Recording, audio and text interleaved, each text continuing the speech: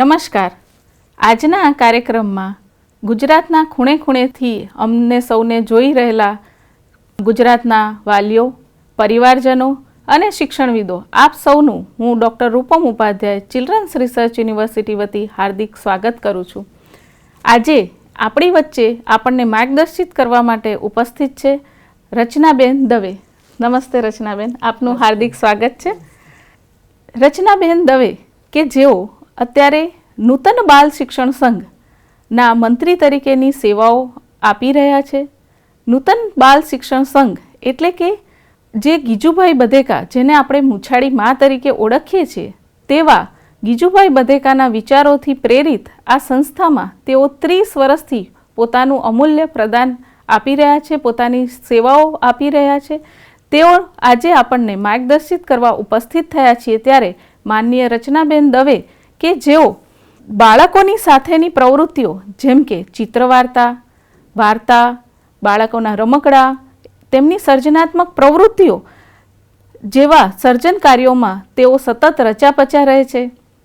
એટલે કે આમ કહેવું જોઈએ કે બાળકો અને તેમના પ્રવૃત્તિઓમાં એકદમ એમના લોહીમાં વહે છે.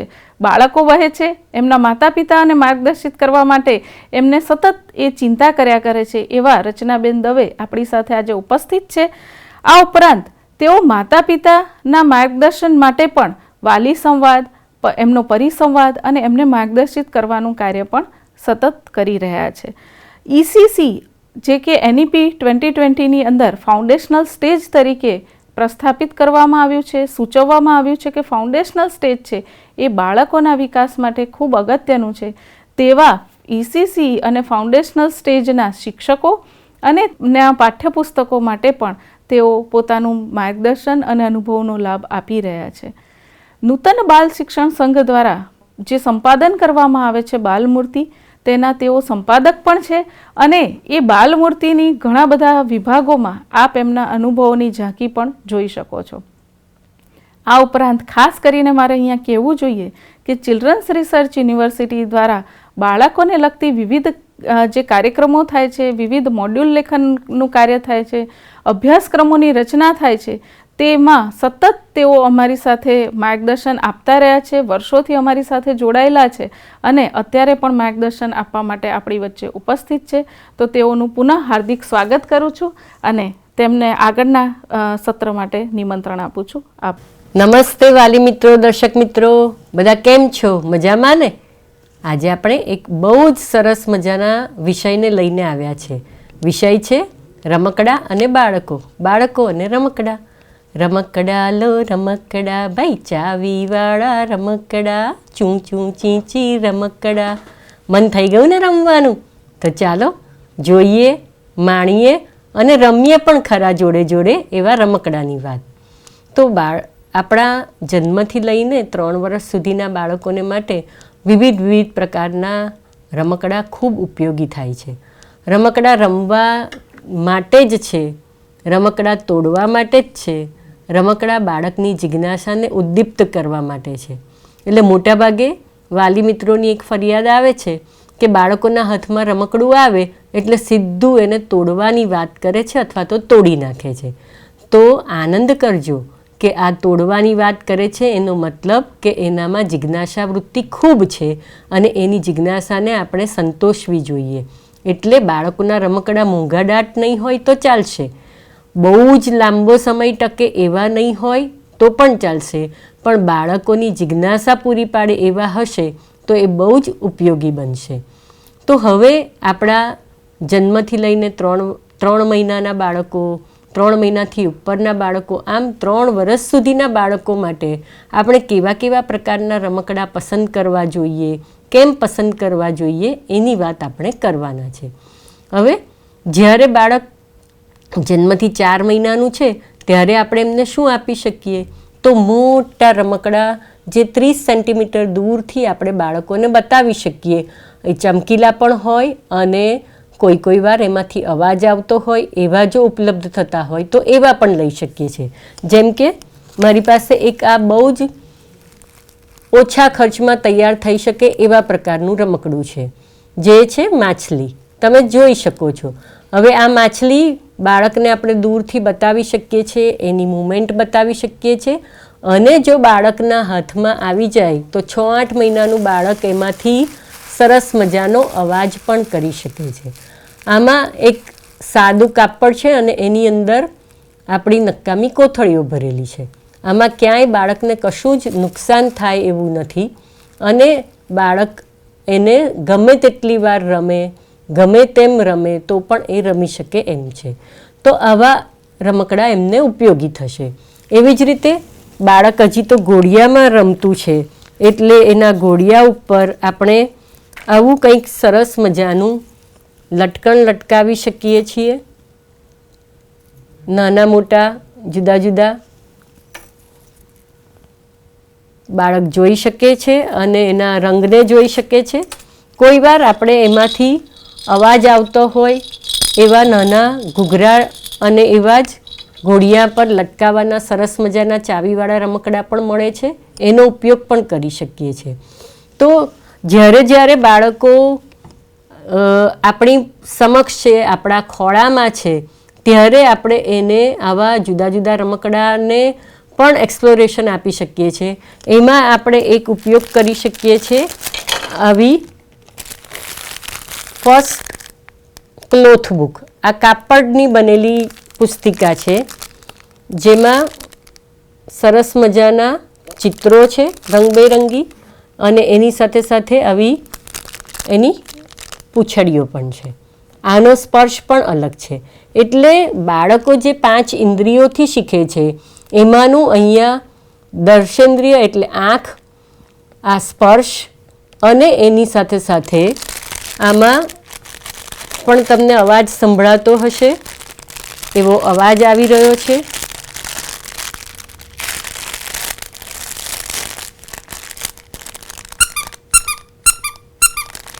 તો આ એક સાથે 3 ઇન્દ્રિયોને વિકાસમાં મદદરૂપ થઈ શકે એવા પ્રકારનું છે.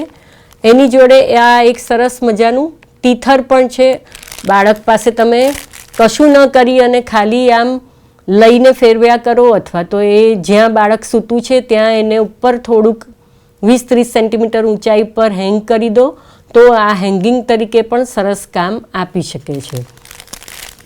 એવી જ રીતે બાળક જ્યારે પોતાના હાથમાં લઈને કશું કરી શકે, જેમ કે ખાસ કરીને જ્યારે દાંત આવવાનું શરૂ થાય છે ત્યારે, તો આવા પ્રકારના ટીથરનો આપણે ઉપયોગ કરી શકીએ છીએ.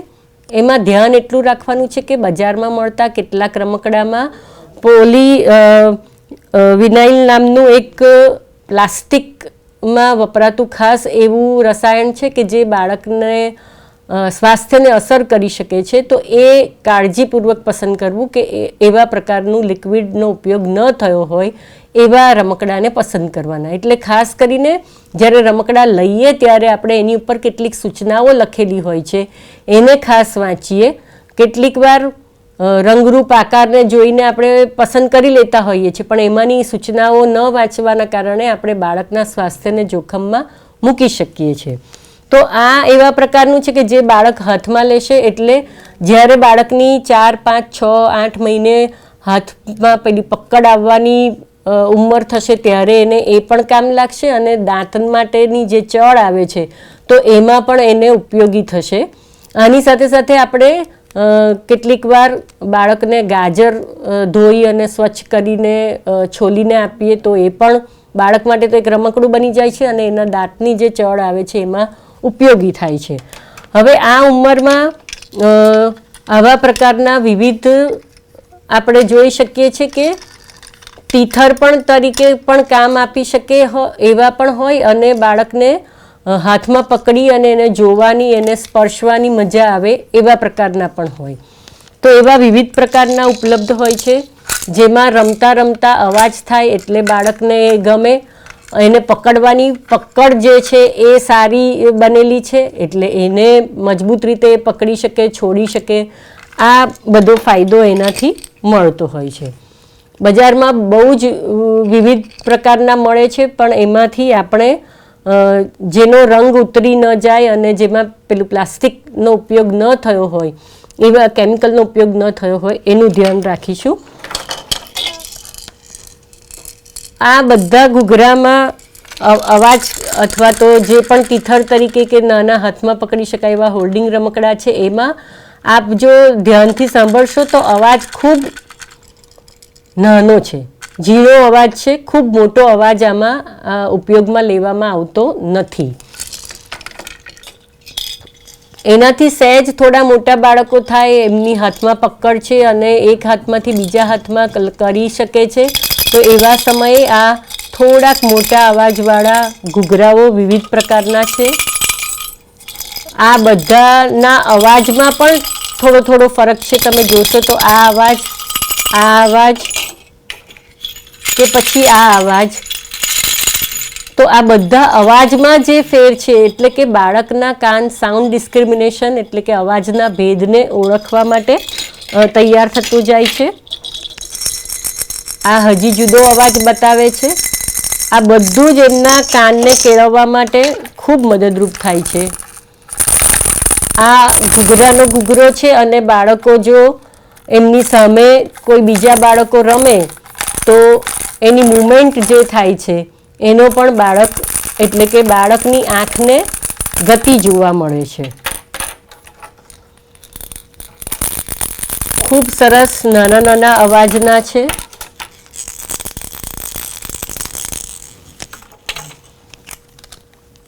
આમાંથી કશું પણ બાળક મોઢામાં નાખે તો કશું જ એની ધાર કે કંઈ પણ વાગે એવું નથી. એટલે આપણે રમકડા પસંદ કરતી વખતે પણ એ વસ્તુ ખૂબ ધ્યાનમાં રાખવાની છે કે કશું પણ કોઈ બાળકને ક્યાંય પણ વાગી ન જાય એની ખાસ કાળજી રાખવાની છે. એવી જ રીતે બાળક સાથે બાળકને નવડાવતી વખતે મજા આપી શકે એવા આવા પાણીમાં તરી શકે એવા પ્રકારના એમાંથી અવાજ પણ આવે છે. પણ આમાં ખાસ કાળજી એ રાખવાની કે જે બાળકો કારીગરી જાણતા થઈ ગયા છે એ આમાંથી આ કાઢી અને મોઢામાં ન નાખી દે, એટલે પહેલેથી જ એને અવાજ વગરનું કરીને જ આપવાનું.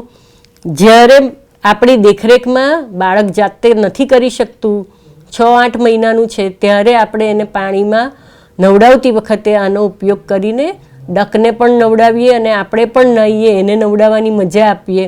આવા પ્રકારનું કામ આપણે પાણી સાથે આપી શકીશું. કેટલીક વાર ઘરમાં આપણે કામ કરતા હોઈએ ત્યારે બાળકો આવી સિમ્પલ સાદી વસ્તુઓથી પણ બહુ આકર્ષાય છે. આ આપણા વાસણ ઘસવા માટે ઉપયોગમાં લેવામાં આવતા કૂચા છે, પણ એનો સ્પર્શ પણ અલગ છે, એનો રંગ પણ અલગ છે અને આ એવા પ્રકારનું સોફ્ટ પણ છે અને એવા પ્રકારનું ખરબચડું પણ છે કે જે બંને એકસાથે બાળકને અનુભવ આપી શકે છે. તો આવી નાની નાની વસ્તુઓ પણ આપણે બાળકને રમકડા તરીકે આપી શકીએ છીએ. ખાલી ધ્યાનમાં આપણે એ રાખવાનું છે કે એ વસ્તુઓ બધી ચોખ્ખી હોવી જોઈએ.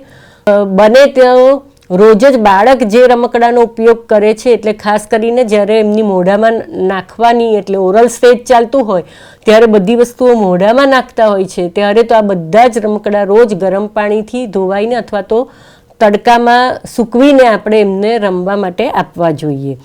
તો આવા પ્રકારથી આપણે એમને અવાજ માટે જેમ ઘૂઘરો બતાવ્યો એવી જ રીતે આવું નાનું એક ઇન્સ્ટ્રુમેન્ટ એટલે તાળી પાડવાનું છે, એ પણ થોડા મોટા જાતે વગાડી શકે 1-2 વર્ષના બાળકો, તો એમને આપીને રમાડી શકીએ છીએ.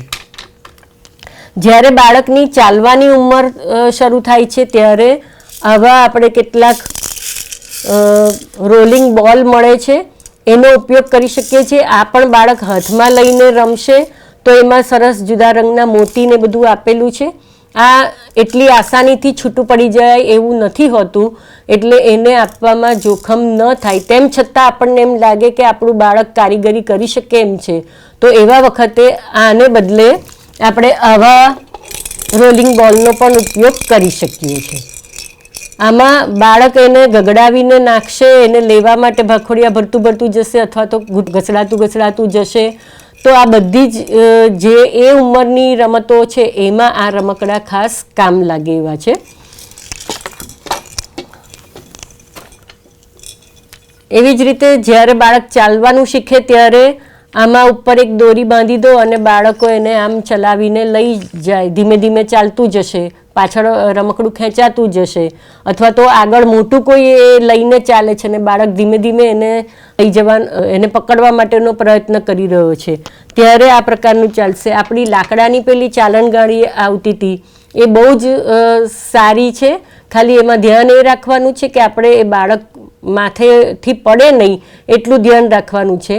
બાકી આપણે નવા લોકોને જોઈને વોકર, બેબી વોકર જે લઈ આવીએ છીએ એમાં પૈસા ખર્ચવાની કોઈ જરૂર નથી. એના બદલે માતા પિતા અથવા તો દાદા દાદી કે ઘરના કોઈ પણ વડીલ વ્યક્તિઓ બાળકને હાથના ટેકાથી આમ પકડીને ચલાવે એ એક સૌથી ઉત્તમ બનશે. એવી જ રીતે આ બીજું છે જેમાં પણ અહીંયા દોરી બાંધી શકાય એવું છે અને એ ચાલી શકે એવું છે. આમાં તૂટવાનો ભય નથી. ગમે તેટલી વાર બાળક એને લઈને ચાલશે તો પણ આ તૂટશે નહીં અને એ લાંબો સમય સુધી કામ આપશે. બાળક થોડુંક મોટું થયું, 2-1 વર્ષનું થયું છે અને હવે એને દોડવાની ખૂબ મજા આવે છે, ત્યારે આવી ચાલન ગાડી પણ કામમાં આવશે. આમાં પણ ચાલતા ચાલતા અવાજ પણ આવે છે અને એની અંદર લાઇટ પણ થાય છે, તો આનાથી બાળકને ખૂબ મજા આવે છે. બધી જ ઉંમરમાં આ નાનો દડો છે અત્યારે, પણ આવા નાનાથી માંડીને મોટા બહુ જ બધી જાતના દડા મળે છે. આ દડાથી આપણે બાળકોને વિવિધ રમતો કરાવી શકીએ છીએ અને એ રમવામાં બાળકોને ખૂબ મજા આવે છે. ખાલી ધ્યાન એટલું રાખવાનું છે કે ઘરમાં જ્યારે રમતા હોય ત્યારે કોઈ વસ્તુ તૂટી ફૂટી ના જાય અને એ જ વસ્તુ પાછી બાળકને નુકસાન ન પહોંચાડે એની આપણે ખાસ કાળજી રાખવાની છે.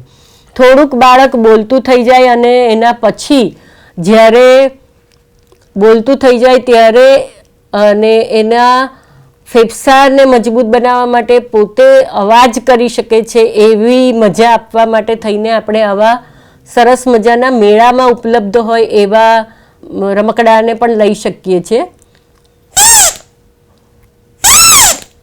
આ ઘણીવાર આપણી ફૂગથી ખૂબ ઉપર સુધી પણ જાય છે અને એની સાથે સાથે એનો અવાજ પણ થાય છે. એવું જ પ્રકારે આ બીજી સિસોટી છે. આવી જાત જાતની સિસોટીઓ ઉપલબ્ધ છે, એને આપણે ઉપયોગમાં લઈ શકીએ છીએ બાળકોના ફેફસાની કસરત માટે.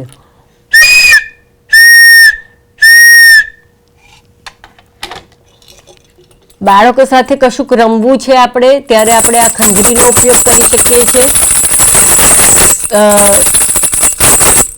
સ્ટોપ, આમાં આપણે બાળકો સાથે બેસીને સરસ મજાની જુગલબંધી પણ કરી શકીએ છીએ. બાળકો એક બાજુ આ વગાડે, આપણે એની સામે આ વગાડીએ.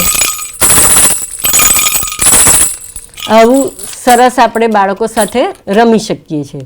હવે જ્યારે 2 થી 3 વર્ષના બાળકો છે ત્યારે એ આવા પ્રકારના મિનારા જે છે એને પણ સહજતાથી રમી શકે છે. આમાં બાળકોને જાતે જ પ્રયત્ન કરવા દેવાનો છે કે એ કાઢે અને એને ગોઠવે. ભલે એ છત્તું ઊંધું ગોઠવશે, પહેલાં આ નાખશે અને એની ઉપર બધા નાખવાનો પ્રયત્ન કરશે તો વાંધો નથી. એ જે પણ પ્રયત્ન કરે છે એ પ્રયત્ન આપણે એમને કરવા દેવાનો છે.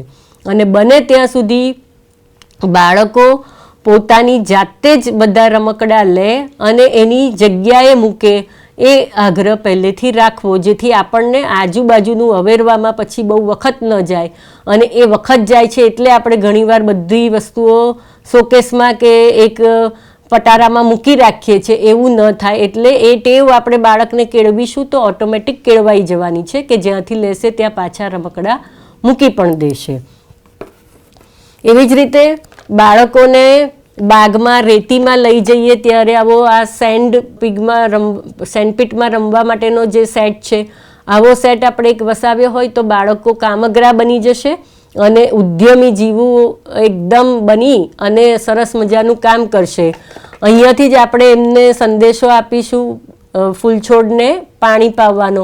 આવા બધા પ્રકારની રમકડાથી આપણે બાળકોમાં જે સંસ્કારનું સિંચન કરવું છે, જે સારી હેબિટનું ફોર્મેશન કરવું છે, એટલે કે સુટેવોનું ઘડતર કરવું છે, એ બધું આપણે બહુ સારી રીતે કરી શકીએ છીએ. બીજી એક બાળકોની રમતી રમત છે, એમાં આપ સૌને ધ્યાનમાં હશે કે આવું ઘરગથ્થાની રમતો બાળકો ખૂબ રમે છે. અને એ ગરગત્તાની રમતમાં આપણે આવો સેટ લાવી આપ્યો હોય એમને ઘરના રમકડાનો, તો એનાથી બાળકો ખૂબ સરસ રીતે બધું તૈયાર કરતા હોય છે. આપણને દૂધ પીવડાવશે, છાશ પીવડાવશે, શરબત પીવડાવશે અને આપણે એમની સાથે એની મજા પણ લેતા જવાનું છે. તો આવા રમકડા બાળકો જન્મથી 3 વર્ષ સુધીમાં ઉપયોગમાં લે તો એમનો શારીરિક, બૌદ્ધિક, માનસિક આ બધા જ પ્રકારનો વિકાસ થશે.